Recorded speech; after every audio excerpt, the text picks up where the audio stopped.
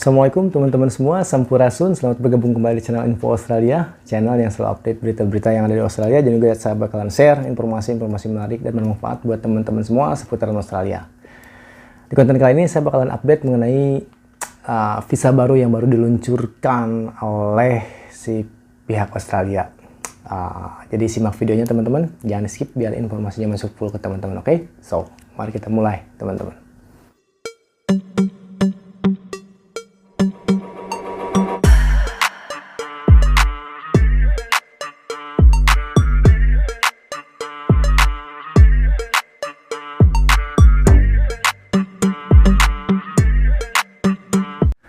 Oke teman-teman, sebelumnya saya mau konfirmasi dulu buat teman-teman. Bagi teman-teman yang mengirim pertanyaan lewat DM Instagram ataupun pertanyaan lewat email, mohon maaf kalau jawabannya suka telat ya. Tapi insya Allah saya bakalan jawab sepengetahuan saya kalau ada waktu free-nya ya. Jadi mohon maaf kalau jawabannya telat 2 hari, 3 hari seperti itu ya teman-teman. Tapi insya Allah saya bakalan jawab. Balik lagi ke konten teman-teman. Jadi si Australia ini baru mengeluarkan visa baru. Sebelumnya saya udah bahas di video, saya lupa ya episode berapa, kalau si Australia itu sedang merencanakan untuk visa Pacific Engagement Visa bagi negara-negara kepulauan Pasifik. Nah sekarang baru diluncurin teman-teman, baru dikeluarin oleh si pihak Australia. Nama subclass-nya itu subclass 192. Nah, kapasitas untuk si visa ini yaitu maksimal 3.000 orang per tahun. Kalau yang saya baca itu per tahun 3.000 orang dari beberapa negara kepulauan Pasifik. Kadang-kadang di komen ada yang bertanya juga ya waktu saya upload videonya itu, Indonesia itu termasuk negara kepulauan Pasifik enggak? Jadi Indonesia itu tidak termasuk ya teman-teman. Jadi kepulauan Pasifik itu ada Mikronesia, ada Fiji, ada Vanuatu, Papua New Guinea, Timor Leste masuk, terus ada Solomon Island, Marshall Island, banyak ya. Nanti saya tulis di bawah negara-negara kepulauan Pasifik, dan Indonesia tidak termasuk. Nah untuk si Pacific Engagement Visa ini, subclass 192 ini diluncurkan oleh si government Australia itu beberapa minggu kemarin. Jadi kalau teman-teman khususnya nih ada yang pernah komen-komen juga dan bertanya juga, mereka dari Timor Leste. Saya pernah dapat email juga dari Timor Leste, terus dapat komen-komen YouTube dari Timor Leste, bertanya juga masalah visa seperti ini. Dan mudah-mudahan informasi ini bagi teman-teman yang ada di Timor Leste menjadi chance untuk bisa pergi ke Australia. Dan persyaratannya itu yang saya baca itu sekitar, jadi sekitar umur itu 18 sampai 45 tahun, in between antara itu, jadi nggak boleh lebih dari 45, nggak boleh kurang dari 18. Terus original dari negaranya, maksudnya yang mempunyai paspor ataupun lahir di negara yang tadi saya sebutkan tadi. Terus ngisi form. Nah untuk bahasa Inggris saya belum pasti itu batasannya berapa, tapi ada untuk persyaratan requirement untuk English language testnya ya. Jadi kayaknya ada tes IELTS-nya juga, tapi untuk berapa poinnya saya kurang tahu. Terus bisa bawa keluarga juga bagi visa si Pacific Engagement Visa ini. Jadi bisa bawa anggota keluarga, istri ataupun anak, seperti itu teman-teman. Nah jadi buat teman-teman yang ada di Timor Leste, mudah-mudahan informasinya bermanfaat ya. Jadi ada chance untuk bisa pergi ke Australia menggunakan subclass 192 atau Pacific Engagement Visa ini. Nah untuk sekarang saya bakalan bahas mengenai viewers comment of the week. Dan ini pertanyaan-pertanyaan umum ya, saya bakalan baca di komen dan saya akan jelaskan di video. Jadi yang saya pilih ada beberapa nih ya teman-teman, tunggu bentar. Oke nih, nah sekarang nih saya buka dulu handphone, siapa nih yang saya pilih untuk viewer comment of the week sekarang. Yang satu ada @jiwaraga 108. Jadi 1008. Minggu depan saya ke New South Wales, apa aja yang boleh dibawa ya, maksudnya obat-obatan apa aja, terus rokok berapa bungkus. Nah untuk @jiwaraga 1008 ini, makanan itu boleh apa aja dibawa, yang terpenting jangan daging-daging yang fresh, mau keripik, mau pempek itu boleh ya dibawa. Dan mengenai obat-obatan itu boleh apa aja dibawa, yang penting ada description-nya. Jadi dijelasin misalnya Panadol atau obat sakit kepala, ini apa gitu kan. Jangan sampai nggak ada description-nya. Tapi sih kalau obat-obatan nggak apa-apa ya dibawa, nggak bakalan banyak ditanya-tanya, kecuali kalau dibongkar. Dan kalau dibongkar biasanya random juga teman-teman, ada yang mulus lancar di bagian pengecekan imigrasi itu, ada yang ditanya juga. Nah untuk rokok, jadi intinya si obat itu harus ada description ya. Kalau dijelasin ya tinggal ngomong aja ini obat apa, misalnya obat sakit kepala atau obat flu atau obat misalnya antangin atau seperti apa gitu ya, seperti obat cair seperti itu. Dan teman-teman kalau buat rokok itu maksimal di aturan imigrasinya itu 24 batang, 24 stick. Jadi sekitar 1 bungkus ya, atau 2 bungkus kalau rokok apa ya, garam filter, Jisamsu itu kan isinya 12. Itu boleh 2 bungkus. Dan meskipun kalau teman-teman bawa yang 1 bungkusnya 20 batang, misalnya kayak Marlboro ataupun apapun, teman-teman boleh bawa 2 bungkus. Boleh bawa 2 bungkus, yang terpenting yang 1 bungkusnya itu sudah terbuka.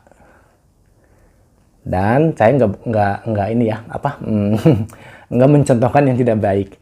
Sebenarnya bawa 3 bungkus 4 bungkus itu boleh, bisa ditolerir sebenarnya, tapi ya janganlah teman-teman, jangan beresiko. Soalnya kalau ketahuan biasanya disuruh bayar pajaknya atau apapun, dan teman-teman bisa di blacklist juga. Tiap datang ke imigrasi namanya ini bisa ketahuan, diperiksa lagi. Jadi mendingan jangan ya teman-teman, beresiko buat teman-teman. Jadi intinya si rokok itu maksimal 24 batang di aturan imigrasinya, dan saran saya boleh bawa 2 bungkus, yang terpenting 1 bungkusnya udah kebuka. Nah itu ya. Nah yang kedua ada Rusnalianti 543 atau 5434. Bang, kalau pembantu rumah tangga ada nggak di Australia itu?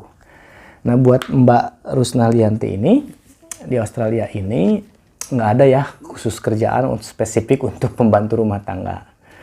Jadi kehidupan di Australia ini tidak maksudnya ada pembantu rumah tangga atau ART, asisten rumah tangga itu menginap di rumah, nggak ada.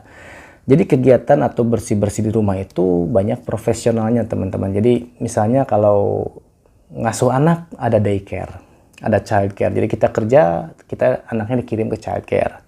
Bersih-bersih rumah ada servis bagian bersih-bersih rumah. Jadi kalau mau bersihin rumah, biasanya dipanggil orangnya 3 jam kerja seperti itu, berapa orang yang bersihin seperti itu. Terus bersihin kebun, misalnya motong-motong rumput, ada bagiannya juga servis bagian kebun, misalnya kayak apa ya, James mowing seperti itu. Kita tinggal bayar jasanya teman.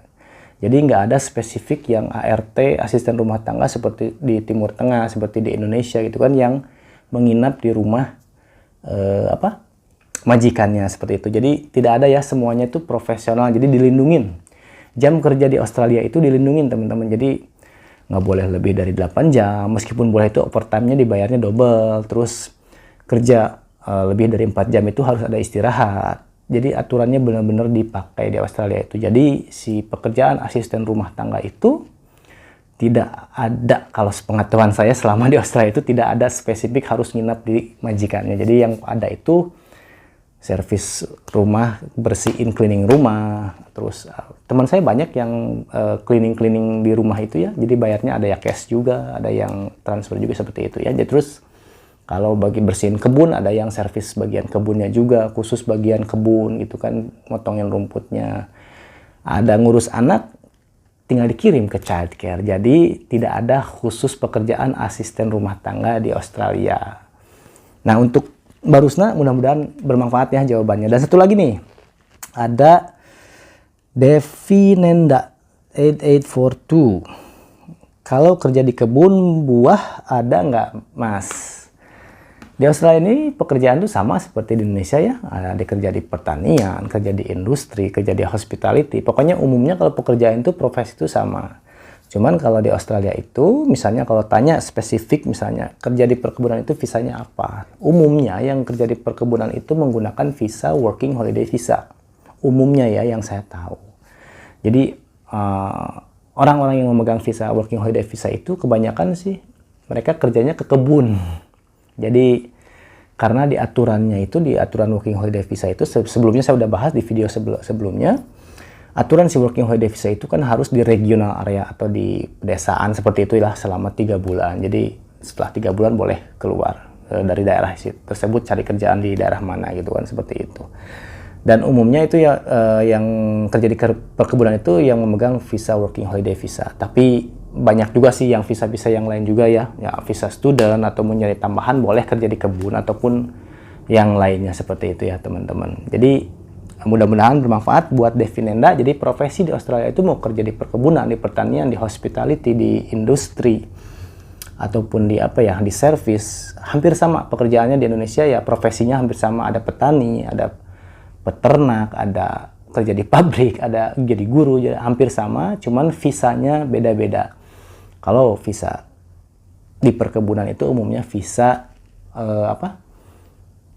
working holiday visa. Jadi nggak bisa ya spesifik pengen datang ke Australia, pengen kerja di kebun. Nggak segampang gitu ya teman-teman. Jadi di kebun juga nggak bisa nyponsorin soalnya gitu kan, nggak bisa asal nyponsorin. Jadi seperti itu ya buat Mbak Devinanda 8842. Mudah-mudahan bermanfaat. Segitu aja teman-teman. Mudah-mudahan informasinya bermanfaat mengenai visa baru yang diluncurkan buat negara-negara Pasifik dan viewers comment of the week. Mudah-mudahan jadi pengetahuan juga buat teman-teman. Oke? Jangan lupa selalu minta doa dari ketua. Assalamualaikum warahmatullahi wabarakatuh.